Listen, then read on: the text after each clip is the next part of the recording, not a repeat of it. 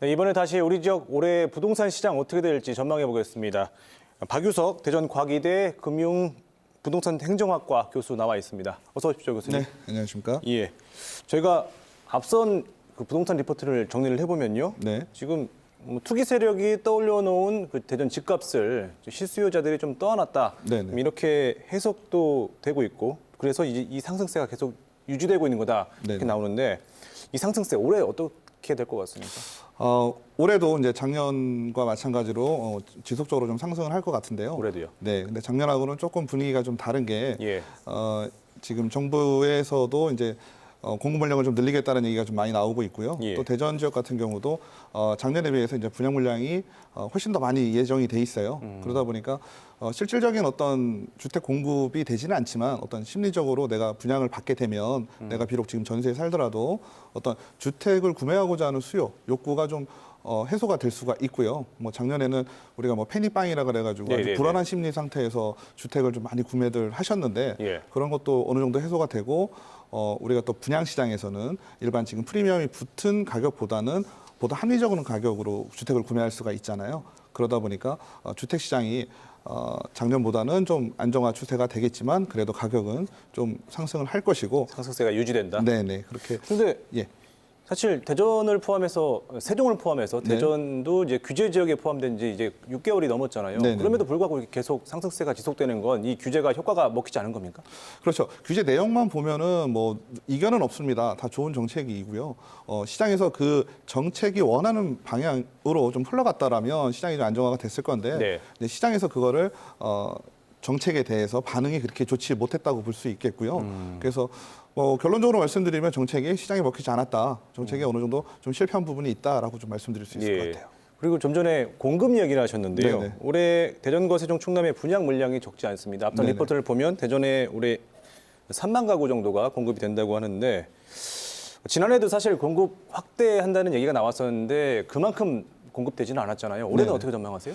올해도 어떻게 보면 이제 가장 큰 거는 이제 분양 가격이라고 좀 볼 수가 있고요. 네. 분양 가격이 현실화도 좀 필요한 시점일 것 같고요. 그리고 정부 정책도 이제 올해 이제 민간 신규 아파트에 대한 공급을 좀 늘리겠다라고 했기 때문에 작년보다는 올해 예정도 훨씬 더 많이 되어 있고 또 실질적으로도 더 공급이 많이 될 것으로 보고 있습니다. 공급이 많이 될 거다. 네네. 그럼 실제적으로 앞선 리포트처럼 한 3만 가구 정도가 공급될 거라고 보십니까?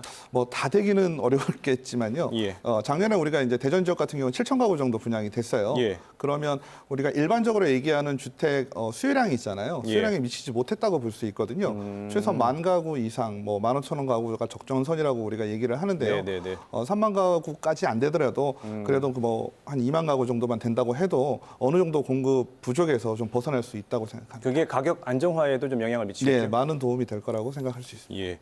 다음으로 저희가 새해를 맞아서 여론조사를 실시를 했습니다. 네네. 근데 뭐 예상했다시피 정부의 부동산 정책에 대한 부정평가가 상당히 높았습니다. 또 대통령도 어제 그 주거 문제로 어려움을 겪고 있는 서민들에게 좀 송구하다는 입장도 밝혔는데 올해 우리 정부의 부동산 정책 네. 어떻게 달라질 것 같습니까? 큰 틀에서는 뭐 달라질 게 없죠. 정부의 지금 현재 기조는 서민 주거 안정이라든지 아니면 부동산 투기 수요의 근절을 목표로 삼고 있습니다. 물론 방법론에 있어서 그거를 지금까지는 거의 규제 일변도의 그렇죠. 정책을 많이 펼쳐왔거든요. 그랬는데 저도 좀 긍정적으로 본 거는 대통령께서도 말씀을 그렇게 하셨고 또 지금 국토부 장관께서도 그러니까 지금까지는 공공임대 위주의 어떤 공급 위주를 했다고 친다면 이제 민간에 대한 부분을 또 언급을 하셨어요. 네. 그러다 보니까 민간 주택 같은 경우도 이제 공급을 늘리겠다라고 얘기를 했기 때문에 올해는 그래도 작년보다는 조금 더 주택 시장이 안정될 수 있지 않을까 하는 기대를 가져봅니다. 네. 그럼 현재 그 실수요자를 포함해서 부동산 시장에 필요한 대책 뭐라고 보십니까? 가장 필요한 거는 뭐 주택 공급입니다. 공급이요? 네, 공급이 좀 원활하게 이루어져야 될 것이고요. 근데 다소 조금 늦은 감이 있다는 거는 이제 지금 수요가 많은 상태에서 그 시장의 요구가 많은 상태에서 이제는 신규 공급을 하게 되면요. 네. 좀 시차가 발생을 하겠죠. 아무래도 건설을 해야 되니까 새로 짓는다면. 네, 네. 그렇다면은 방법은 기존에 있는 주택이 어떤 주택 시장으로 좀 나와줘야 되거든요. 예. 그러기 위해서는 다주택자들이 가지고 있는 물량을 좀 시장에 내놓아야 되는데 예. 그럼 다주택자들이 시장에 물량을 내놓으려면 예를 들어서 뭐 양도세를 뭐 한시적으로 좀 낮춰준다든지 하는 그 다주택자들이 물량을 내놓을 수 있는 유인책들이 좀 필요할 것으로 생각할 수 있습니다. 근데 오늘 여당에서는 단호하게 네. 이제 그런 계획은 없다라고 밝혔잖아요. 네, 그렇죠. 네.